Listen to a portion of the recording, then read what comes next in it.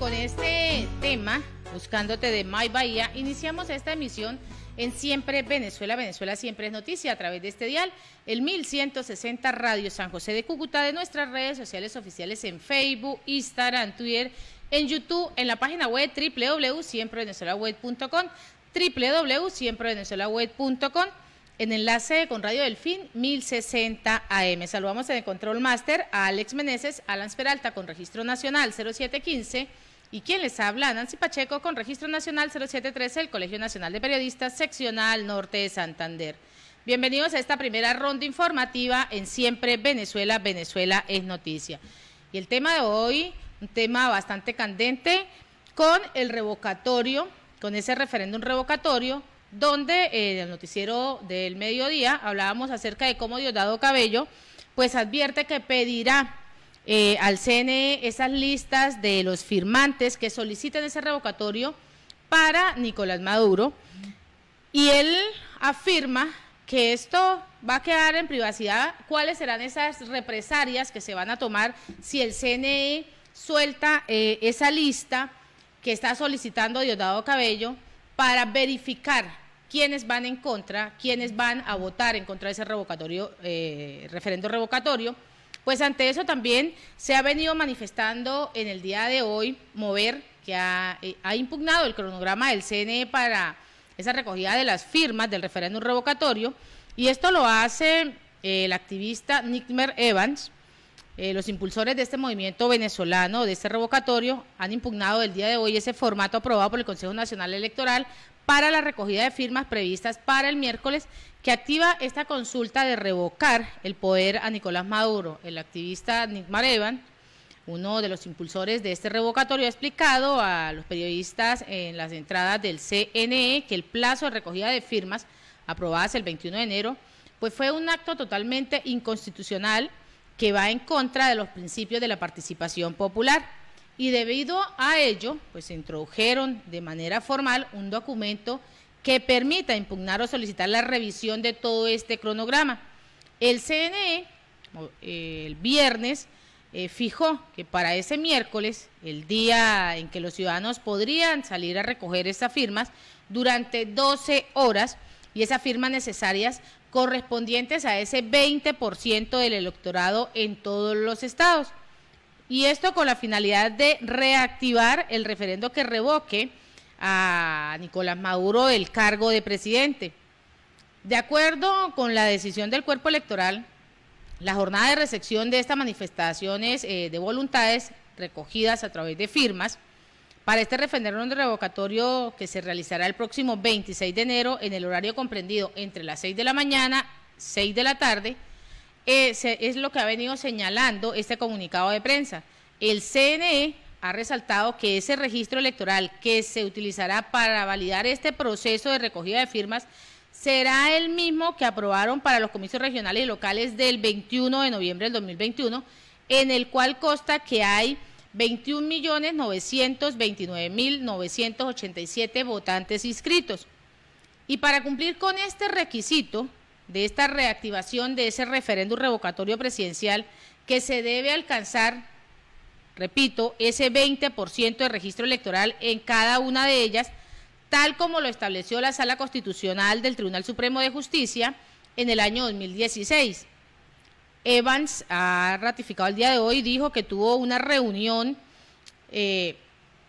donde pues busca que la rectora del CNE, Tania D'Amelio, a quien le exigió que revocara por el día de hoy con carácter de urgencia la Junta Directiva del organismo para que atienda de manera imperiosa esta solicitud y respuesta formal en relación a este procedimiento.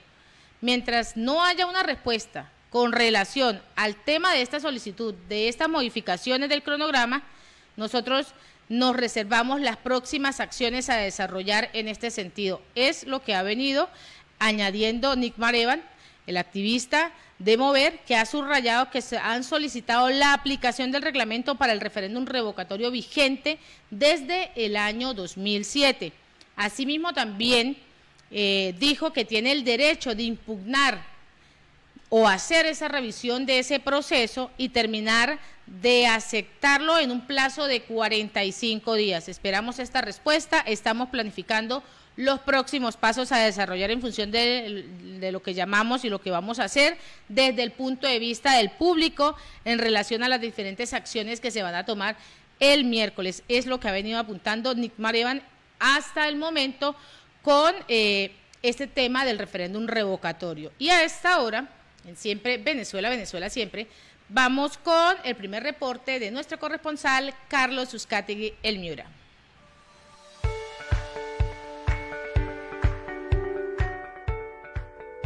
Saludos cordiales, una feliz tarde para todos desde el departamento de La Guajira, Barranca, la tierra amable de Colombia. Carlos Uzcategui, el Miura, para el programa Siempre Venezuela, Venezuela Siempre.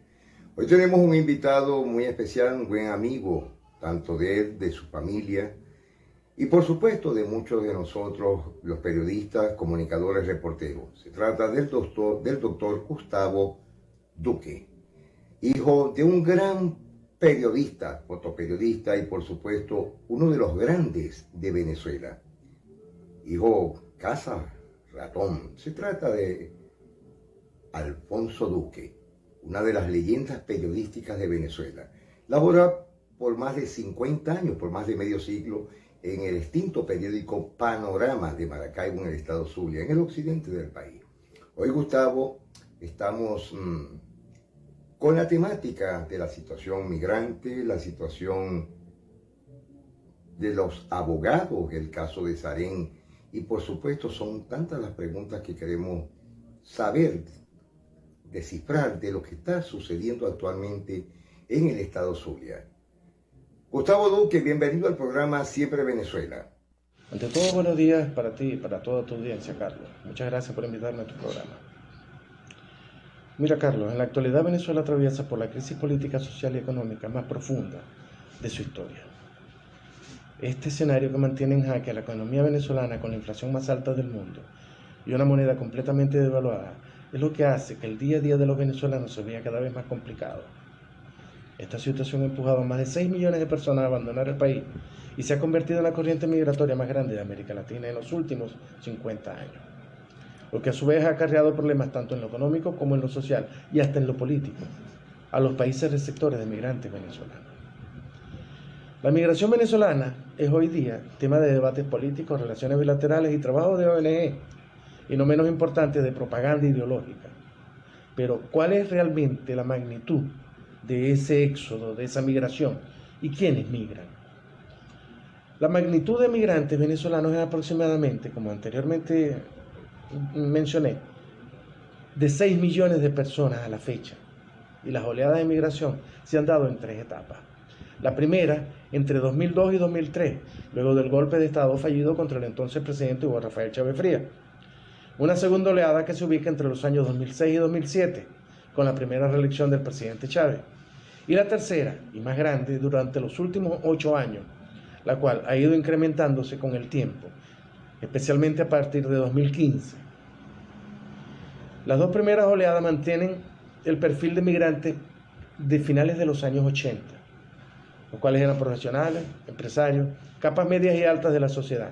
Pero la tercera tiene un perfil más democratizado, que abarca a toda la estructura social venezolana y por consiguiente una mayor cantidad de personas humildes que buscan resolver su situación económica en otros países, ya que en Venezuela no ven futuro ni para ellos ni para sus hijos y prefieren morir en el intento de llegar por cualquier método a otro país antes que quedarse a morir de mengo en Venezuela.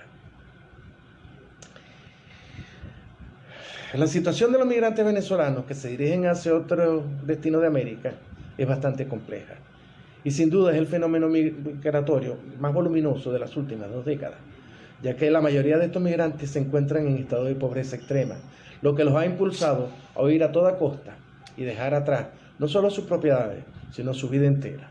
Esta migración masiva de venezolanos ha puesto unos grandes desafíos, especialmente para Colombia, el cual es el país que soporta el mayor peso de migrantes, con aproximadamente un 40% de refugiados, por su cercanía y facilidad de acceso. Otro escenario lo constituyen el resto de los países latinoamericanos que no tienen fronteras con Venezuela, como es el caso de Aruba, Curazao, Perú, Ecuador, Chile y Argentina, por mencionar algunos. Por último se encuentran los Estados Unidos, México y España, donde el éxodo venezolano ocupa un lugar importante, que según datos de la Organización Internacional para las Migraciones, son los países de preferencia por los venezolanos para emigrar, sobre todo por la población joven, es decir, jóvenes entre 20 y 40 años, en plena edad de trabajo, lo cual ha llevado a estos países a solicitar de manera obligatoria visa para los visitantes venezolanos y a las líneas aéreas prohibirles el abordaje de los vuelos a quien no cumpla con dicho requisito, tal como ocurriese en Belice y Colombia en días pasados. En cuanto a la burla del régimen por la convocatoria del referéndum revocatorio, te puedo decir que dicho referéndum fue solicitado por parte de algunos miembros de la sociedad civil venezolana, y para lo cual, como era de esperarse, el régimen hizo su jugada macabra al desnaturalizar el concepto de circunscripción, ya que no hay una sola circunscripción para recoger firmas del 20% de los electores inscritos para solicitar el revocatorio al primer mandatario nacional. Ahora, adicionalmente, se requiere un 20% de los electores inscritos en cada entidad federal, y si en una de esas entidades territoriales no se obtiene la firma del 20% de los electores inscritos, se da por no satisfecho el requisito para que se proceda a convocar el referéndum revocatorio a Nicolás Maduro. Dicho de otra manera, si en todos los estados se obtuviese la firma del 50% de los electores inscritos y en el estado del Tamacuro no se obtuviesen las firmas del 20%, la solicitud de convocatoria de un referéndum revocatorio no procedería, pues los ciudadanos del Tamacuro no solicitaron el referéndum. Así como tampoco se le está dando el derecho al ejercicio del voto a los venezolanos que residen en el exterior, ya que el CNE simplemente no enviará máquinas al exterior, y mucho menos a los países que están de acuerdo o que reconocen a Juan Guaidó como presidente de la República. Particularmente, Carlos, te digo que yo no soy de los que consideran el referéndum revocatorio como la solución para la grave crisis que afecta a la nación, ya que si el régimen que lidera Nicolás Maduro no es legítimo, mal pudiéramos solicitar a uno de sus gentes, también ilegítimo por demás, un referéndum, puesto que estaríamos legitimando su condición. Y es más que sabido que el régimen, en caso de lograr obtener las firmas necesarias, cosa que dificulta mucho, ya que se tendrían que procesar 5 electores por minuto durante las 12 horas en cada una de las 1.200 máquinas del país, cosa que hace que sea imposible o una tarea completamente titánica desde todo punto de vista. Pero en caso de que se recojan, el CNE se valdrá de mil artimañas para que Maduro salga airoso de dicho proceso, y no quedará otra opción para los países que hasta hoy apoyan al gobierno legítimo de Juan Guaidó que aceptar la legitimidad de Maduro como mandatario nacional, y en caso de no lograrse la recolección de firmas, traerá como consecuencia que Maduro, con su aparato publicitario y sus aliados internacionales, argumentarán que los electores opositores, promotores del proceso, no encontraron firmas suficientes entre la población porque ésta los repudia, y que Maduro disfruta del apoyo mayoritario de los venezolanos. Cosa que sabemos que es completamente falsa, ya que tiene un rechazo del 80%, y a duras penas, con votos obligados para los funcionarios públicos de carácter nacional, logra un 20%. Ahora bien, como abogado y defensor de los derechos humanos, ante el tema de la nueva ley de aranceles por parte del SAREN, te puedo expresar que el aumento de las tasas y precios de los trámites administrativos, en primer lugar, el principio de legalidad de la Constitución indica que solo mediante ley pueden ser creados los tributos y todos los elementos que lo conforman, incluyendo el hecho imponible, la base de cálculo y el mecanismo para calcular dichas tasas. Sin embargo, como era de esperar, este principio es ignorado por la reforma aprobada por la Asamblea Nacional Chavista, pues la misma especifica que el director general del SAREN, y no el mandatario nacional como corresponde por ley, es quien debe establecer mediante una providencia administrativa y no a través de una reforma a la ley, el monto de las tasas aplicables en cada caso que especifique la ley, dentro de los límites previstos por el propio documento. Ante este acto ilegal e inconstitucional, yo soy de la opinión que dicha ley no busca otra cosa por parte del régimen, más que meterle la mano en el bolsillo al ciudadano venezolano y a sus remesas del exterior, ya que las tarifas establecidas son sencillamente impagables por los contribuyentes, al determinar el valor del petro como base para el cobro de los aranceles. Por ello, la Federación del Colegio de Abogados de Venezuela solicitará ante el Tribunal Supremo de Justicia la derogatoria o nulidad de la reforma de la ley, la cual fue implementada de manera inconstitucional e injusta para la vida económica y social de Venezuela. Muchas gracias, Carlos, y estoy a tus órdenes para cuando necesite de alguna opinión de mi parte. Bueno, Gustavo, muchas gracias por tu aporte, tu opinión y tus análisis de lo que está sucediendo actualmente con el SAREN y, por supuesto, con la migración venezolana y la situación real o la realidad política en Venezuela. Señores, nos despedimos. Carlos Uzcategui, el Miura, para el programa Siempre Venezuela, Venezuela Siempre. Mil bendiciones para todos. Bueno, y este fue ese primer informe de nuestro corresponsal, Carlos Uzcategui, el Miura.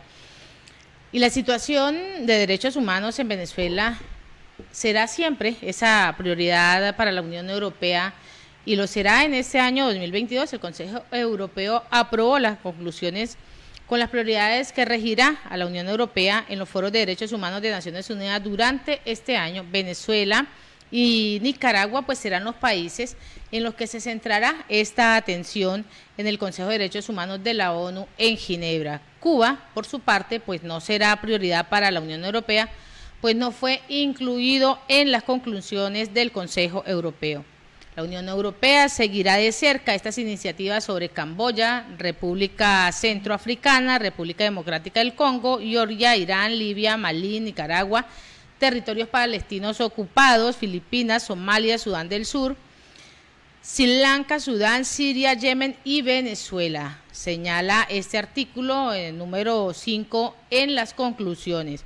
Y en las conclusiones se acordó que la Unión Europea seguirá siendo proactivo a la hora de abordar la crisis emergente de derechos humanos. También denunciará las situaciones graves y en deterioro de los derechos humanos.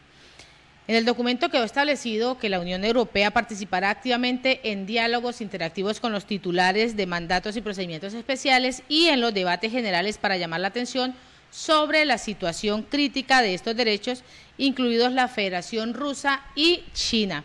Sobre la Corte Penal Internacional, la Unión Europea reiteró su apoyo inquebrantable al Tribunal de la Haya y anunció que seguirá pidiendo la ratificación universal del Estatuto de Roma y la plena cooperación con la Corte Penal Internacional. El trabajo de la Corte Penal Internacional, así como de las otras cortes y de los tribunales, que en el ámbito nacional e internacional es totalmente crucial para que los perpetradores de crímenes atroces rindan cuentas. La Unión Europea también apoya el trabajo de mecanismos internacionales de investigación que recolecten las evidencias de violaciones graves de derechos internacional humanitario y violaciones y abusos al derecho internacional de los derechos humanos para facilitar el enjuiciamiento penal de los responsables. Esto lo ha venido afirmando el bloque de los países de la Unión Europea.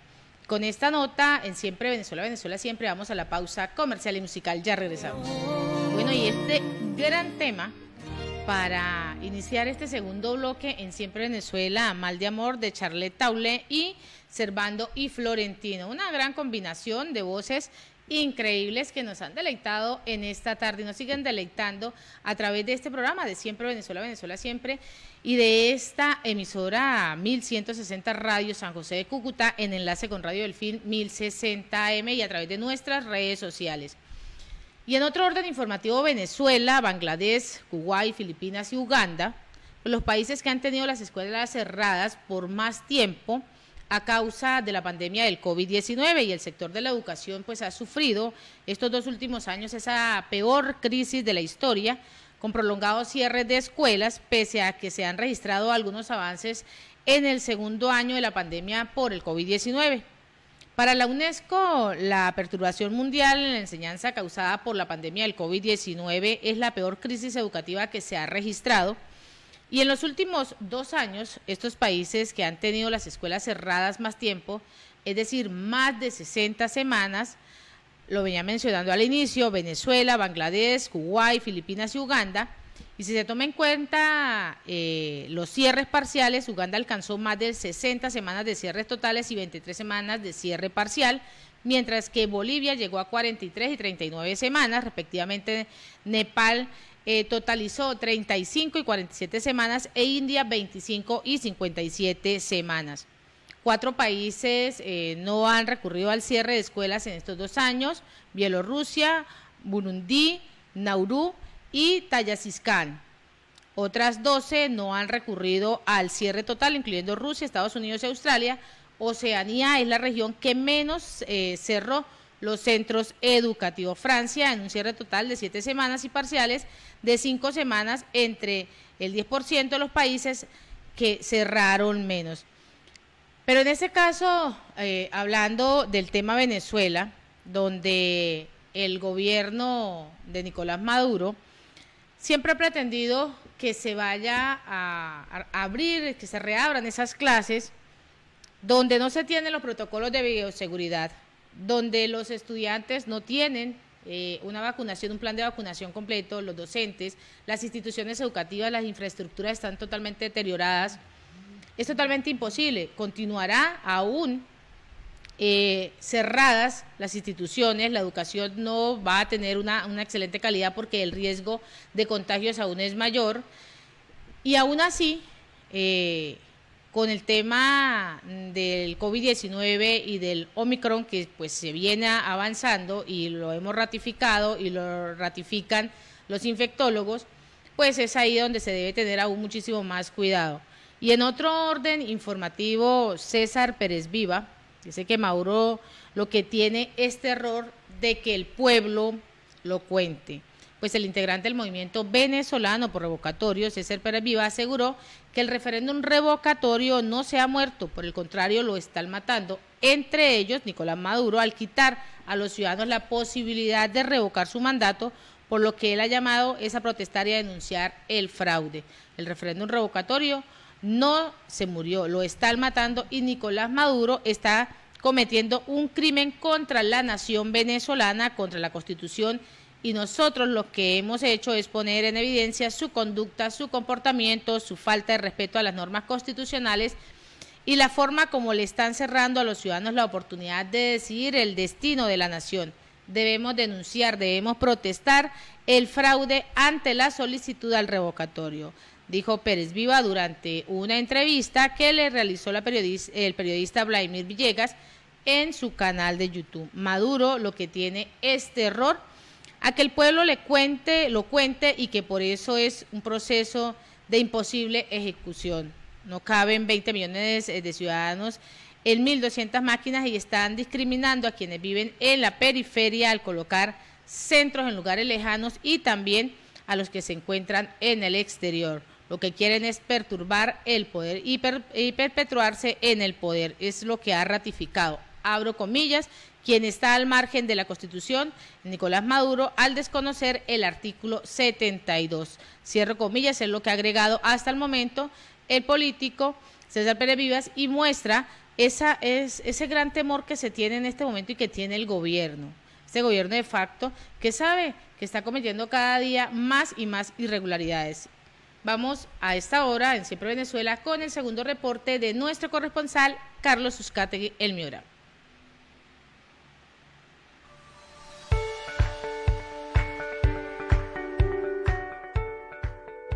Saludos cordiales, una feliz tarde para todos desde el departamento de La Guajira. Carlos Uzcategui, El Miura, la voz del Caribe, para el programa Siempre Venezuela, Venezuela Siempre. Hoy tenemos un tema bastante delicado, bastante triste y muy grave situación para nuestros migrantes venezolanos a nivel del mundo. El caso de Medellín, el caso de México, por supuesto el caso de diferentes países de América Latina donde están reteniendo a los pasajeros venezolanos, como el caso que estuvo en el aeropuerto El Dorado y por supuesto en el aeropuerto de Medellín para ir hacia Cancún con ya los pasajes comprados. Y por supuesto con una retención, más el maltrato, la xenofobia, homofobia o lo que queramos llamar, porque no son iguales, son distintas situaciones, donde se han dado a un punto de llegar a las manos. Y esto ha traído graves inconvenientes a nuestros migrantes venezolanos con pasaportes legales. ¿Dónde está, por supuesto, la realidad de nuestros embajadores en diferentes países? ¿Qué hace el embajador Francisco Javier Arias Cárdenas en México? Absolutamente nada. No ha emitido la primera vez un aviso o ha salido para defender a nuestros migrantes. Caso de Cancún, gravísimo. Veamos estos videos en diferentes aeropuertos de diferentes países. Algo muy lamentable donde estamos observando la conglomeración de personas y así, al igual que con la situación de la pandemia, y de paso, no tienen ninguna ayuda de ninguna organización internacional. Esto es demasiado crítico, demasiado grave, tanto para adultos, jóvenes, personas de la tercera edad y, por supuesto, niños, párvulos, niños muy pequeños recién nacidos que van a viajar. Observemos.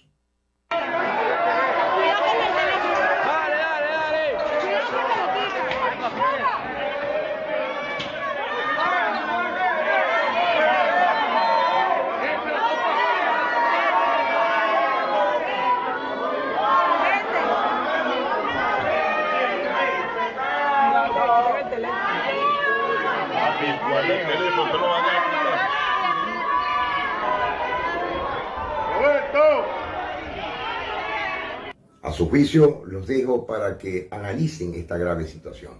También tenemos una denuncia muy importante de la defensora de los derechos humanos, Tamara Sujú, donde nos está haciendo una denuncia muy formal sobre el caso de las criptomonedas en Venezuela, donde el presidente del régimen, o el Maduro, está haciendo desastres en el país, con el lavado, la producción en granjas, a producción masiva, dejando al punto muchas comunidades y ciudades del oriente y del sur del país sin servicio eléctrico.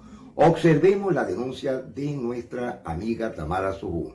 Mantiene del narcolavado, del lavado del oro, de diamantes, coltrán y otras riquezas de negocio que hoy en día les está produciendo millones. Atención, el negocio de la criptomoneda. Tienen granjas en Venezuela con miles de máquinas que están produciendo todo el día dinero de este estilo. Incluso hay estados, hay ciudades donde se va la luz por el jalón que producen estas máquinas. Últimamente Maduro, si ustedes le siguen las conversaciones que ha tenido en los últimos días, ofrece al hospital tal $50 millones, al hospital tal $20.000 o $20 millones, denle $30 millones, pero es porque lo que están produciendo con el negocio de la criptomoneda supera lo que les estaba dando el lavado del oro, de la cual sale de Venezuela semanalmente 18 toneladas de oro, para Europa sobre todo. Y eso es importante. Aquí en Europa se está lavando el oro de Venezuela. Yo no entiendo cómo los organismos de inteligencia europeos no dan con esa mafia y esa ramificación del oro de Venezuela, que lo sacan a Irán, a Turquía, a Rusia, y ellos en efectivo le llega el dinero a Venezuela. O sea, en Venezuela no circula el bolívar, dejó de circular hace años, circula el euro y circula el dólar.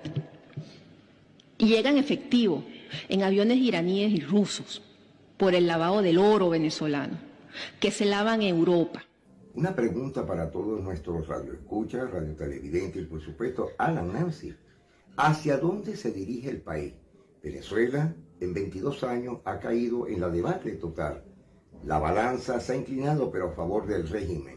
No para todos, pero por supuesto están destruyendo todo lo poco que queda, industrias básicas, energía eléctrica, el sistema de acueductos y por supuesto la economía formal y las empresas. Venezuela ha quedado a la intemperie totalmente. No hay un apoyo. La pregunta que yo me haría, sobre todo al presidente interino, Juan Guaidó, no lo hemos vuelto a ver en absoluto, solamente con la situación del revocatorio que día a día es el tema principal. A escasas horas. Es muy lamentable. Observemos este video de un político venezolano muy conocido, César Vivas. Muy buenas, continuamos con todo lo que está ocurriendo en Venezuela. Bueno, señores, atentos porque Nicolás Maduro volvió a quedar al descubierto. Su Consejo Nacional Electoral, hecho a medida, puso unas condiciones leoninas para favorecer la no consecución del revocatorio. Vamos a ver lo que nos contaba el movimiento por el revocatorio, que también estaba denunciando que evidentemente el CNE ha puesto unas condiciones muy desfavorables porque evidentemente a nadie le interesa revocar a este hombre. Vamos a ver estas declaraciones. Vamos a ejercer acciones de exigencia del derecho el miércoles 26 en los sitios donde consideremos conveniente las próximas horas. No consideramos prudente, que es lo que hemos hablado, exponer a la población a unas colas infinitas con una pandemia en sitios que son sitios muy pequeños, muy pocos, 1.200 centros, para que 20 millones de venezolanos ejerzan el derecho, es inviable. Y ya lo ha dicho tanto los técnicos expertos como el propio rector Roberto Picón, que explicó claramente que físicamente es inviable. Entonces nos vamos a someter a la población, repito, a un ejercicio, a un esfuerzo que no va a redundar en la tramitación, en el avance del proceso, más allá de que el Poder Electoral pueda decir después que, bueno, fue o no fue un determinado número de personas. Lo que no vamos a desistir del recurso, de la acción, porque nuestro derecho está fundado en la Constitución y en el ordenamiento jurídico, y estamos exigiéndole a los señores rectores y a los órganos del poder público revertir esa decisión y garantizar una convocatoria que sea físicamente, humanamente viable. A su juicio los dejo. Señores, nos estamos despidiendo esta hora. Carlos Uzcategui, el Miura, para el programa Siempre Venezuela, Venezuela Siempre. Mil bendiciones para todos.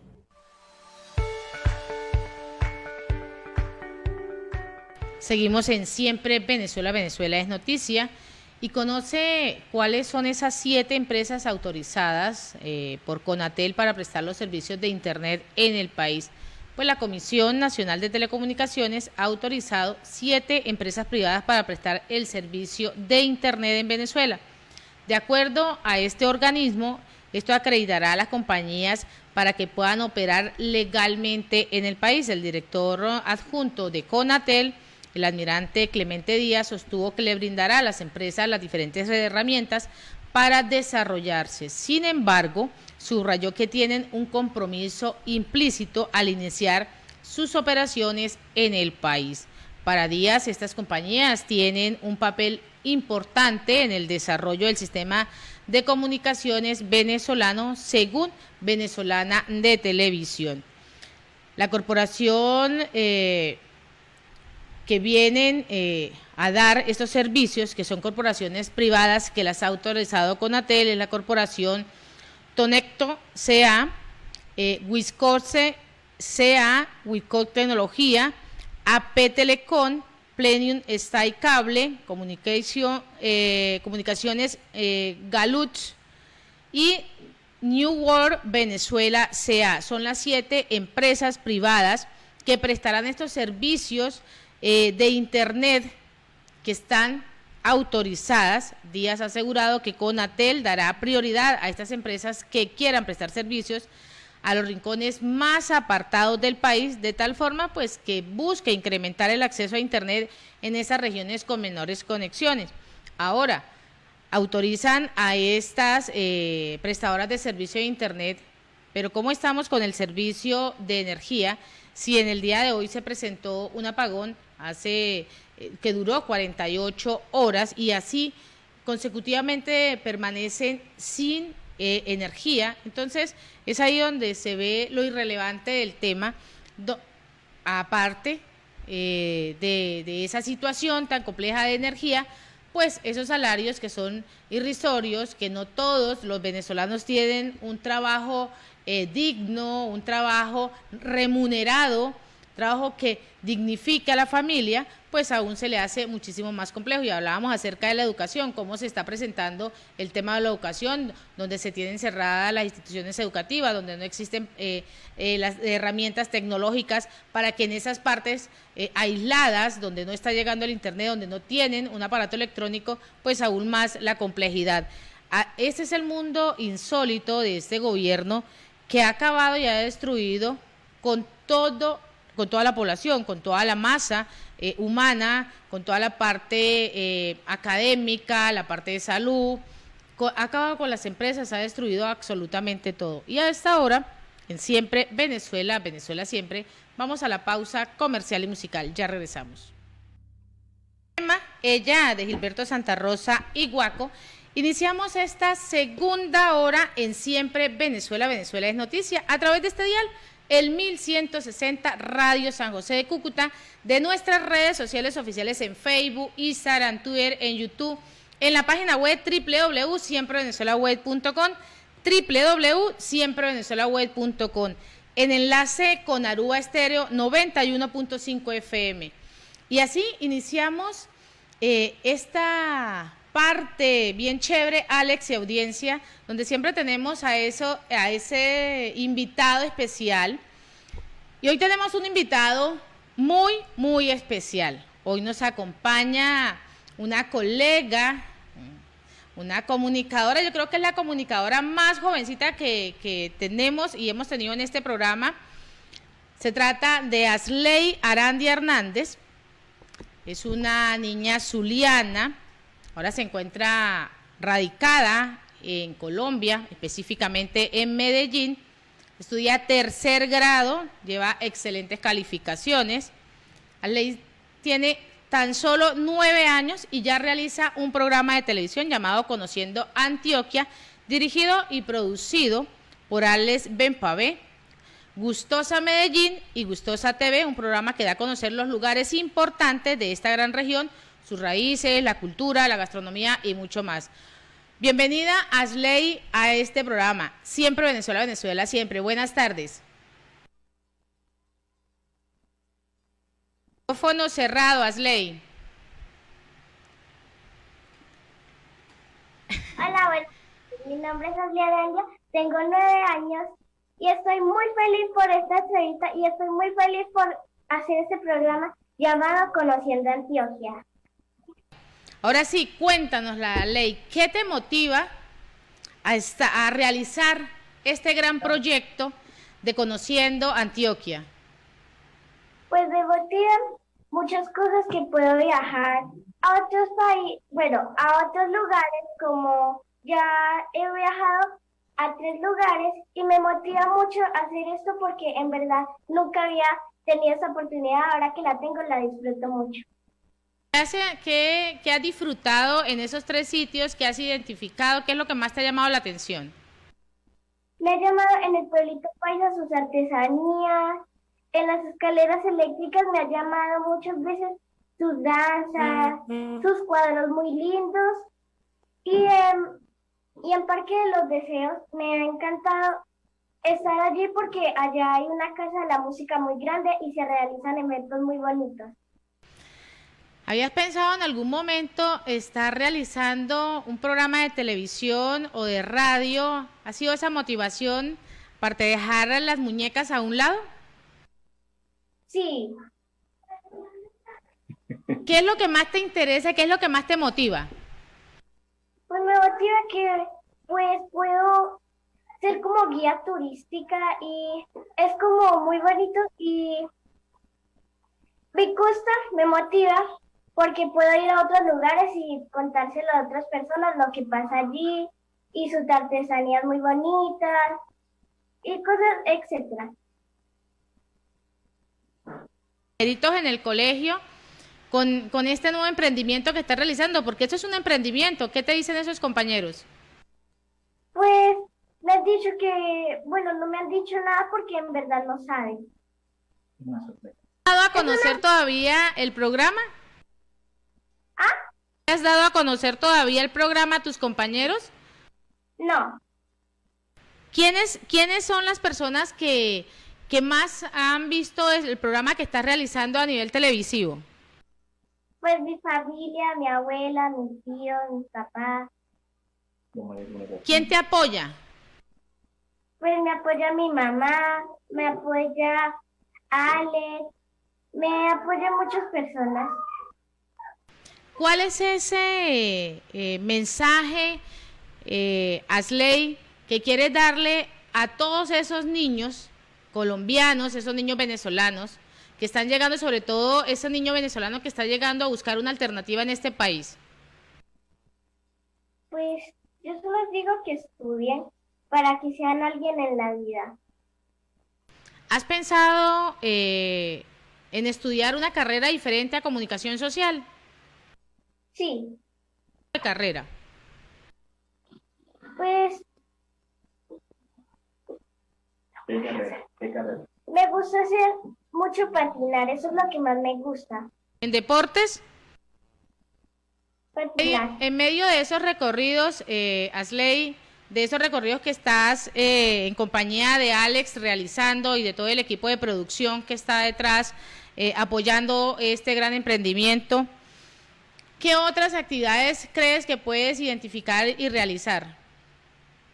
Pues me gusta lo que bailar y patinar, porque son las cosas que más me encantan. En esos recorridos, aquí en la reseña que me pasaron, me hicieron llegar, hablamos acerca de gastronomía. ¿Has probado las delicias de Antioquia, esa gastronomía de Antioquia? Sí, ¿Ese plato que más te gusta? bandeja paisa, las salchipapas y empanadas. Bueno, cuéntanos un poco más de ti. Bueno, si les cuento un poco más de mí. Yo soy una niña que le gusta estudiar para ser alguien en la vida, porque yo he visto muchas cosas que algunas personas no estudian y pues pueden terminar siendo nada en la vida. Pues estudio tercero, 2, y me encanta hacer muchas cosas como manillitas, pintar, muchas cosas así. Bueno, ya finalmente, Asley, ¿a qué invitas a nuestros oyentes, a quienes están a través de las redes sociales con este proyecto? Pues invito a que lo sigan, ya que me sigan en mi Instagram, @AdliOficial2022 y en Facebook como Adli Arandia. Por favor. Asley, ¿qué días están realizando ese programa a través televisivo? ¿Qué días y por qué canales? Los martes en Gustosa Medellín, Gustosa TV, a las 10 de la mañana. Bueno, me gustaría mucho que el promotor de este gran proyecto, de Alex, que nos hablara un poco, Alex, acerca de este gran emprendimiento que has elegido impulsar con Asley. Me gustaría mucho escuchar tu opinión, si estás, yo sé que estás por ahí detrás de cámaras, detrás de bambalinas. Hola, ¿Quién mejor Nancy, bueno, que eres el impulsor de este gran proyecto? Alex, buenas tardes. buenas tardes, Nancy, gracias por la oportunidad, gracias a toda esa gente que se conecta día a día en Siempre Venezuela Radio. Y bueno, mira, este proyecto ha sido muy bonito porque hacerlo con Asley es una experiencia maravillosa. Nunca había trabajado, sí di en un momento clases de canto en Venezuela con niños, pero en la parte de televisión no había tenido la oportunidad. Y Asley es una niña que se desenvuelve muy bien, capta muy rápido las cosas. A veces tú sabes, hay que saber llevar como quien dice, el paso con ellos, porque uno les explica, esto es así, ellos se quedan pensando, luego lo hacen, perfecto. Son muy pocas las tomas que tenemos que repetir, porque siempre que le digo algo, de una vez lo capta y lo hacemos de una, ¿no? Aparte de eso, bueno, la familia la está apoyando, que es lo más importante. También todo lo que se viene haciendo con Gustosa Radio, la www.gustosamedellin.com, y ahora como Gustosa TV, todos los martes estamos transmitiendo este programa, tanto audio como la visual, que es el video, y ya vamos por el tercer programa. Primero fue en el Pueblito Paisa, que lo comentaba Ashley, luego fuimos a las escaleras eléctricas, ahora acabamos de hacer el tercer programa en el Parque Los Deseos, y así sucesivamente vamos a ir haciendo cosas, no solamente acá en Medellín, sino en toda la parte, en toda Antioquia, ¿no? Contentísimo, Nancy, porque inmediatamente que yo envié el link y les comentaba, no te había dicho nada porque quería que fuera sorpresa. Que me habías dado el tema de sorpresa, pero bien, eso me parece interesante. Sí. No, y la gente ha sido muy receptiva con esto, no solamente aquí, sino en Venezuela, también en nuestras redes aliadas de Gustosa Chile y Gustosa Oklahoma. La aceptación ha sido muy buena. Yo creo que ella tiene mucho que dar, apenas estamos comenzandito, digámoslo así, porque es su primera vez, tiene apenas 9 añitos, y yo sé que va a dar mucho, Nancy, y va a dar cosas grandes, no solamente para este país Colombia, nuestro país hermano, sino también para Venezuela, porque está dejando muy bien en alto el nombre de nuestro país. Bueno, este proyecto es bien importante y me ha llamado mucho la atención, Alex, es el hecho de incorporar a esta niña tan pequeña, o sea, con una edad tan corta, e igual, ¿ha pensado en algún momento con la diáspora venezolana incorporar a más niños dentro de ese proyecto? Fíjate que estoy ya preproduciendo el programa Historias Urbanas, que va a ser con su hermano, Stewart Acosta Hernández. Y estoy esperando que él se decida. Ya hicimos el primer avance, el primer abreboca, una pequeña invitación. Y así voy a seguir haciendo con otros talentos que vaya encontrando en el camino, digámoslo así.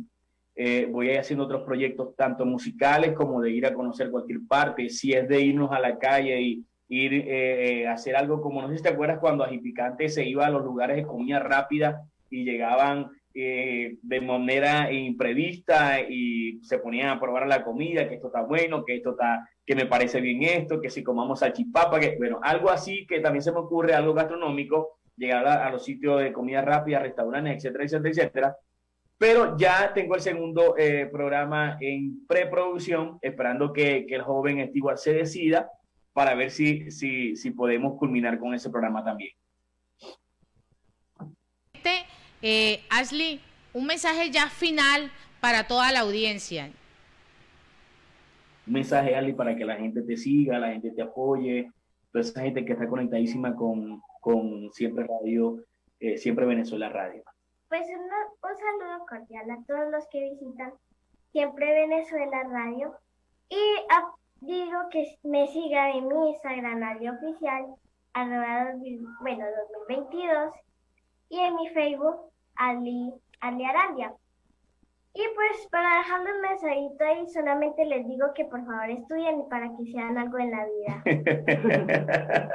Interactiva en eso me encanta. Alex, muchísimas gracias por participar, por permitirnos a través de este programa de Siempre Venezuela mostrar estos grandes talentos, y es importante ese trabajo que vienes desarrollando. Muchísimos éxitos con este proyecto, y aquí estamos, esta plataforma siempre dispuesta para seguir ese proceso de Ashley.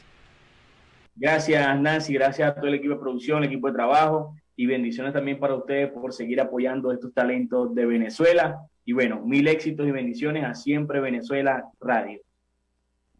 Continuamos con más información en Siempre Venezuela, Venezuela es noticia. Los salarios de algunos profesionales en el sector público, según el Observatorio Venezolano de Finanzas, pues dio a conocer el día de hoy las remuneraciones de 4 profesionales del sector público, y en una rueda de prensa ofrecida por el economista José Guerra, se detalló que el educador recién graduado devenga como mínimo $25. Esto pues es un salario básico que un educador cumpla 40 horas, eso incluye el bono de profesionalización, el bono de estabilidad y otras compensaciones. Esto aplica para el docente recién graduado, lo ha detallado el día de hoy José Guerra. Entre tanto, estas remuneraciones de 52 es para aquellos profesores que ya tienen 20 años de servicio con posgrados, mientras que la canasta alimentaria se ubica en los $370. También fueron presentadas las cifras de lo que vengan empleados administrativos, obreros del sector salud, lo mismo que incluyen a las enfermeras en los diferentes medios y además a médicos también. Esto es un sector totalmente castigado, la remuneración de $6, incluyendo el salario mínimo más 2 bonos, y la remuneración máxima es de $8. Es lo que ha destacado Guerra. En otros sectores que fue medido fue el salario de los funcionarios policiales, la Policía Nacional Bolivariana, el CICPC. En este caso, pues se detalló que la remuneración es de $14. Esto es un problema porque un policía que está ganando $14 es un delito, advirtió Guerra. Al principio de su ponencia, Guerra detalló que esta realidad es consecuencia de este plan que ha llamado el gobierno de la administración Nicolás Maduro, el Plan Rivera, y a su juicio la misma se ha caracterizado por la dolarización parcial de la economía, el precio de la gasolina, de los servicios públicos, menos salarios para los empleados públicos, además la estabilización de todo tipo de cambio o cualquier costo, fuerte contratación de los gastos públicos. También consideró que ha habido restricción monetaria mediante el estrangulamiento del crédito bancario y la asfixia del sistema financiero. Guerra consideró a su juicio que para poder revertir esta situación que se vive en Venezuela solo es posible con un cambio de visión a la hora de aplicar las diferentes medidas económicas, y es necesario que se genere una política expansiva de la economía, no como un plan Rivera, que es una política de contracción, pero que para ello se refiere a un financiamiento externo. Con esto, pues él ha puntualizado. Además, el Observatorio Venezolano de Finanzas presentó ese estudio como una aproximación al reconocer que es complicado acceder a los datos en otras áreas del sector público, y eso es valedero porque el gobierno no va a permitir ingresar en esas cifras que deben conocerse, pero que a su juicio nunca las va a permitir porque ellos siempre maquillan todas las cifras. Y eso lo hemos visto en el día a día con el tema del COVID-19. Y Rafael Ramírez tilda a Cabello de fascista por amenazar y por la amenaza que ha presentado en el día de hoy, y hemos sido enfáticos en eso de solicitar al CNE esa lista de esos firmantes al revocatorio. El expresidente de PDVSA ha tildado a Diosdado Cabello, del primer vicepresidente del PSUV, de fascista, luego de que anunció que se solicitara esa lista de los firmantes del referéndum revocatorio en contra de Nicolás Maduro. Eso dice Diosdado que es fascismo, pero una amenaza contra el pueblo, una actitud cobarde, una actitud de malandros, de un gobierno donde la violación de los derechos humanos es una política de Estado. Usan la Fiscalía, el Tribunal Supremo de Justicia, el SEBIN, el DGCIN, la FAES, para reprimir e imponer el miedo. Es totalmente increíble, es la manifestación que ha venido realizando a través de la cuenta en Twitter Ramírez.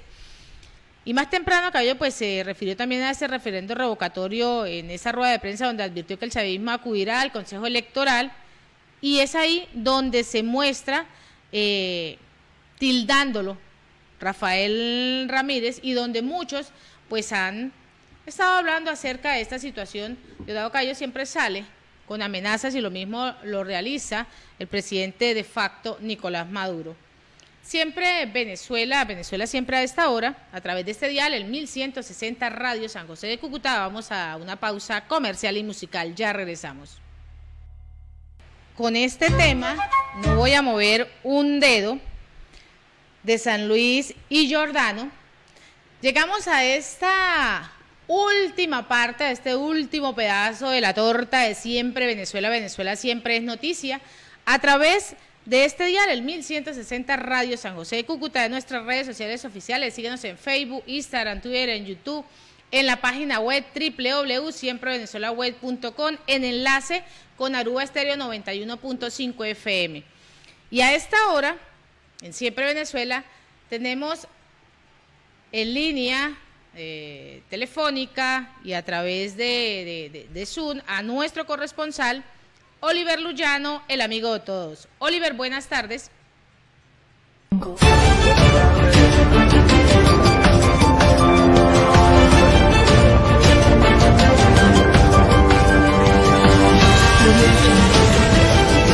Como habíamos anunciado, como habíamos conversado, está con nosotros un invitado de lujo. Se trata de Manuel Rojas Pérez, abogado constitucionalista, docente de la Universidad Central de Venezuela. Y Manuel, muy grato para nosotros.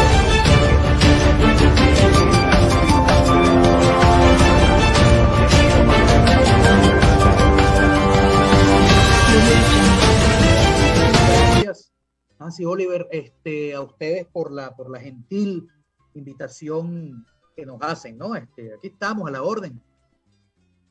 Manuel, hablábamos hace ratico de la situación de Venezuela, sobre todo en la parte económica, aunque no es una materia que tú manejas como profesional, pero sí la vives. ¿Cómo está la situación de Venezuela, Manuel?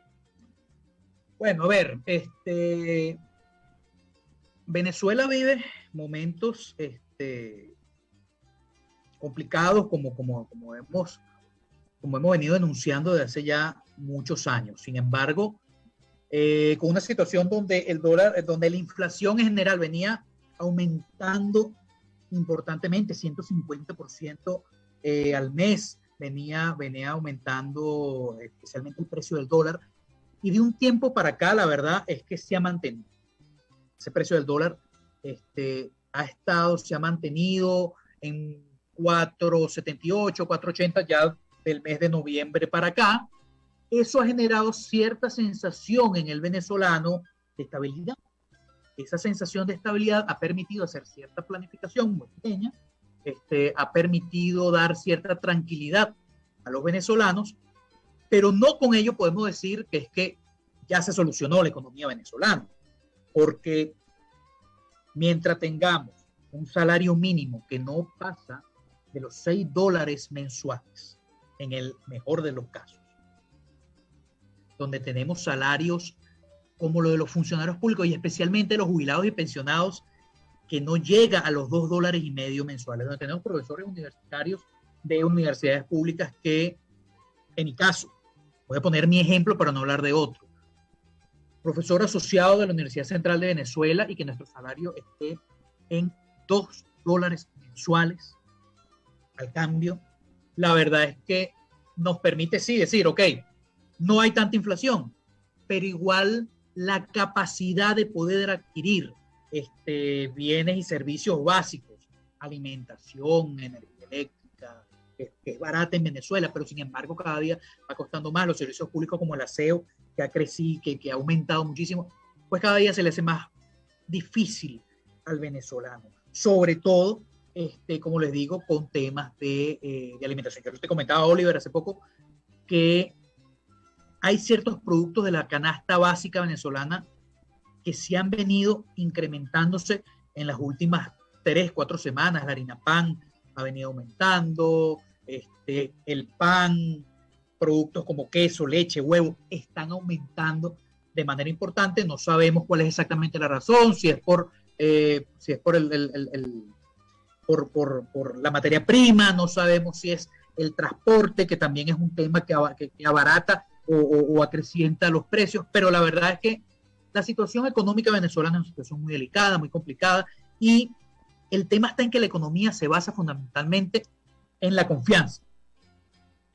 Y ahorita hay como cierta estabilidad, pero como no sabemos hasta cuándo dure esto, no hay nadie que busque, que quiera de verdad invertir una capital en Venezuela de manera importante. Vemos ciertos sectores que hacen el esfuerzo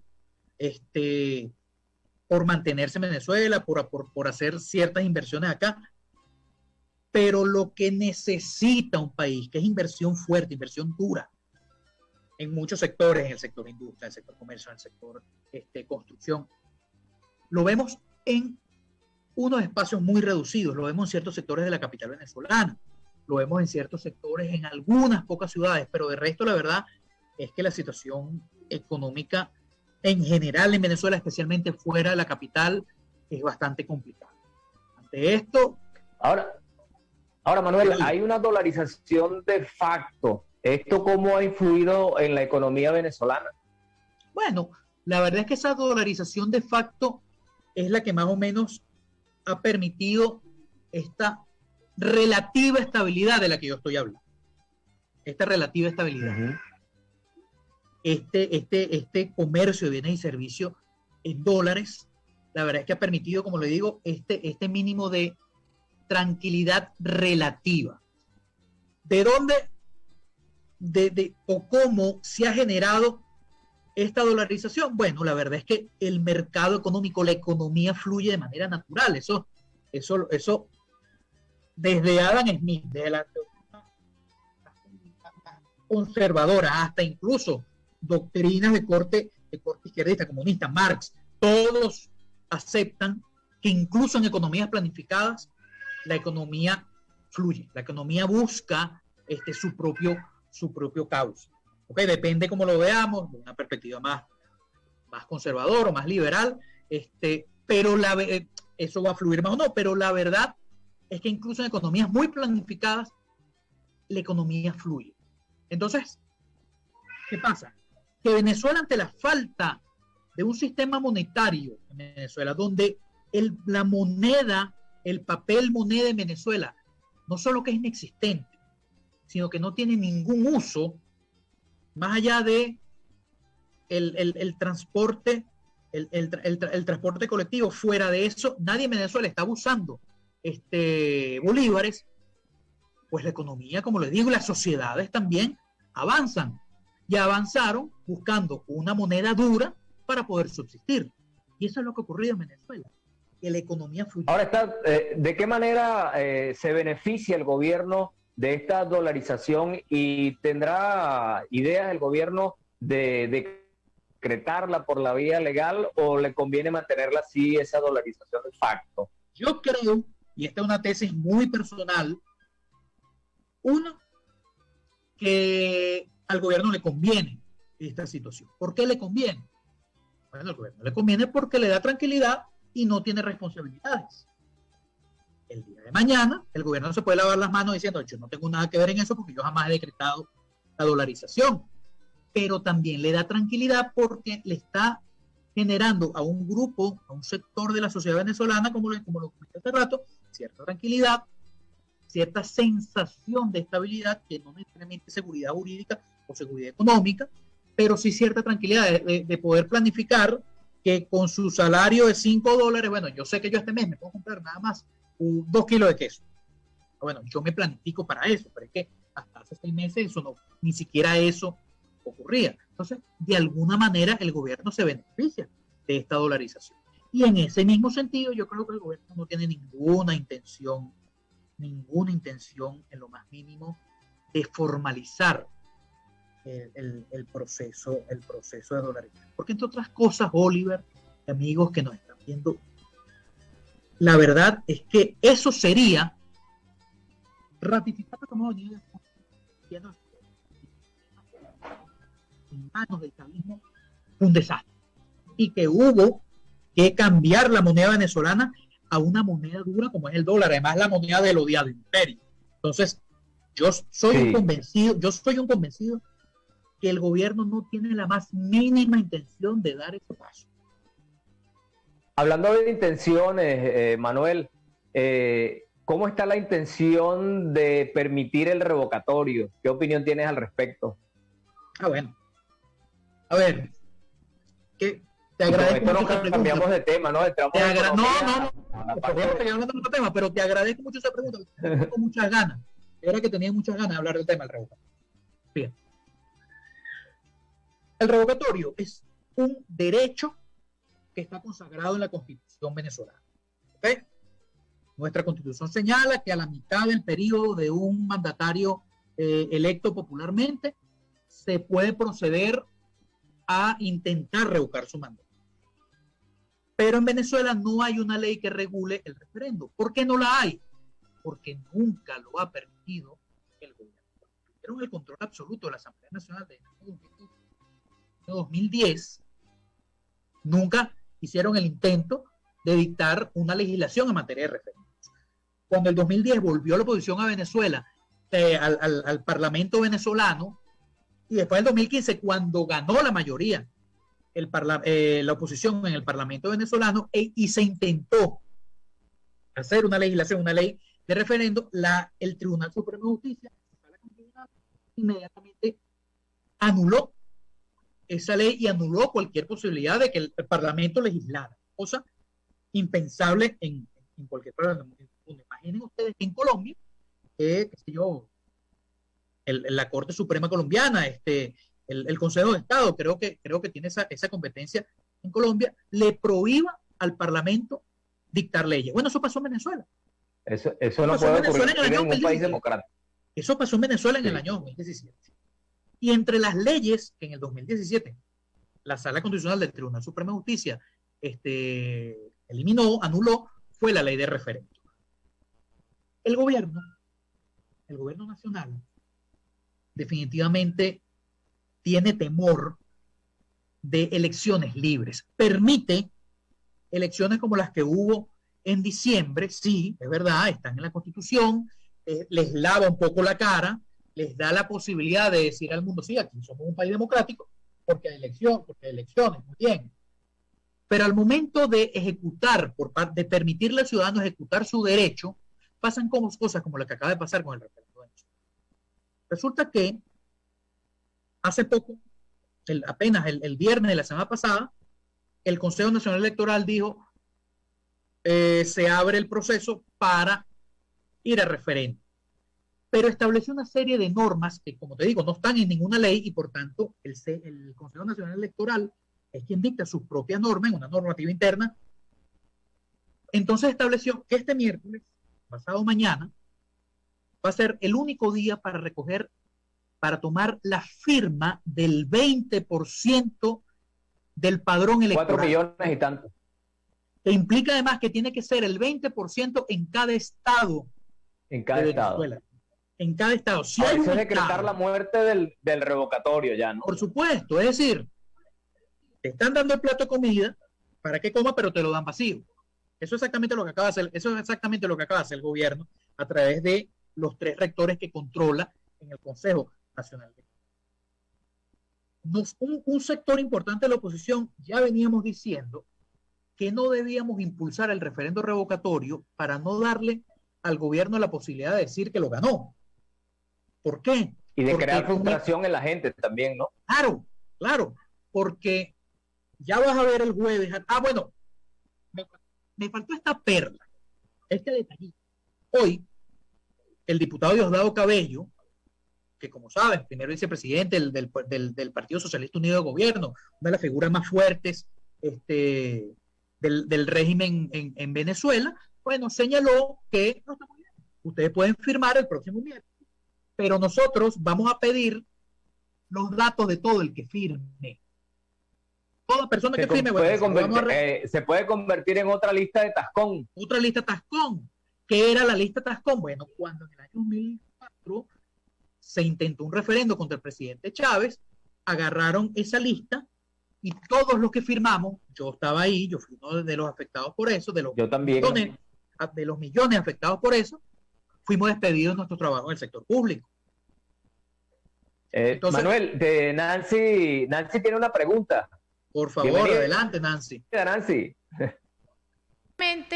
Iba para allá.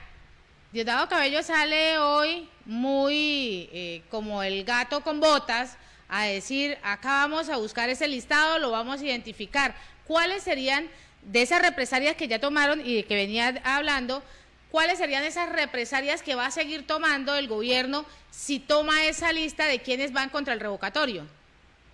Nancy, Venezuela tiene en este momento más de 500 personas que están presas, que son presos políticos. Tiene exilado 1.000, 2.000, 3.000 personas más que están con aparte de todos los que hemos salido, ¿no? Con órdenes de captura simplemente por ejercer su posición política. Habemos muchos que hemos sido de alguna manera, más o menos, hemos sido perseguidos por este gobierno. Vemos, como dice Oliver, los que han salido justamente por evitar esa persecución. Que el gobierno puede hacer cualquier cosa, desde comenzar nuevamente a quitarle su trabajo a funcionarios públicos, desde presionar al sector privado para que vote de sus trabajos a personas que hayan manifestado su voluntad de ejercer el derecho al referendo, hasta el encarcelamiento, la prisión, el exilio. La verdad es que el gobierno de Maduro y compañía ha demostrado al mundo que no hay límites, Son capaces de cualquier cosa. Aquí han lanzado gente del piso 8 del SEBIN. Aquí han lanzado gente del piso 8 del SEBIN, recordemos el concejal Fernando. Sí. Aquí han torturado gente, que han matado gente como mujeres. Es decir, una respuesta a eso, Nancy, que pueden pasar. Pueden hacer cualquier cosa. Entonces, está el derecho al referendo, la Constitución, pero si lo ejerces te persigue. ¿Cómo se llama eso? ¿Qué derecho realmente es ese? ¿O qué falta de derecho es ese? En un Estado de Derecho, según lo establece la teoría constitucional, el ciudadano tiene pleno ejercicio de sus derechos civiles, políticos, sociales. En Venezuela no ocurre eso. En Venezuela no lo hay. Y lo que acaba de hacer Diosdado Cabello es el gran ejemplo de lo que estoy diciendo.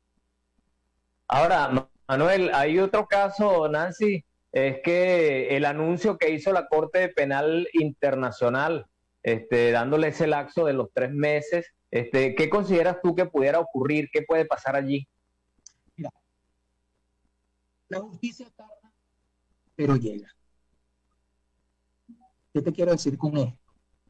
La Corte Penal Internacional, el fiscal Carintán, están haciendo su trabajo y de hecho han pedido a todos los sectores, por favor, déjennos trabajar. El hecho de que hayan abierto una investigación en presidente en ejercicio de gobierno ya por sí es importantísimo, independientemente de lo que pase. Pero pone a Maduro en la misma vara de la Milosevic, pone a Maduro en la misma vara de los dictadores de los países que fueron anteriormente de la Unión Soviética y que después se cometieron ahí cualquier cantidad de horrores contra los derechos humanos, pues pone esta situación a Maduro en la misma lanza. Yo la verdad es que no quiero, o sea, que ellos no tendrían escapatoria. Mira, yo no quiero vaticinar lo que pase, lo que sí, claro, que hay pruebas suficientes de violaciones masivas de derechos humanos en Venezuela. Bueno, una última declaración de Diosdado. Bueno, Manuel, ya es una de las violaciones más evidentes. Bueno, Manuel, ya nos ha tocado el tiempo, nos comimos la torta. Ha sido un placer compartirla contigo en esta tarde. Gracias, Manuel. Saludos final. Muy amable y como siempre, a la orden y muy agradecida por la invitación. Bueno, amigos, estuvimos hablando con Manuel Rojas Pérez, docente universitario, abogado, y de verdad muy grato compartir esta tarde. Mis amigos, desde acá, el amigo de todos, Oliver Luyano, guariqueño y de Zaraza. Adelante, el orgullo de convención. Por fin se acordó. Así hemos llegado al final de esta emisión de Siempre Venezuela, Venezuela Siempre Noticia, a través de este dial, el 1160 Radio San José de Cúcuta, de nuestras redes sociales oficiales en Facebook, Instagram, Twitter, en YouTube, en la página web www.siemprevenezuelaweb.com y en enlace con Aruba Estéreo 91.5 FM. Agradecemos en el Control Máster a Alex Meneses, Alan Peralta con Registro Nacional 0715 y quien les habló, Nancy Pacheco, con Registro Nacional 0713, el Colegio Nacional de Periodistas, Seccional Norte de Santander. Hasta mañana.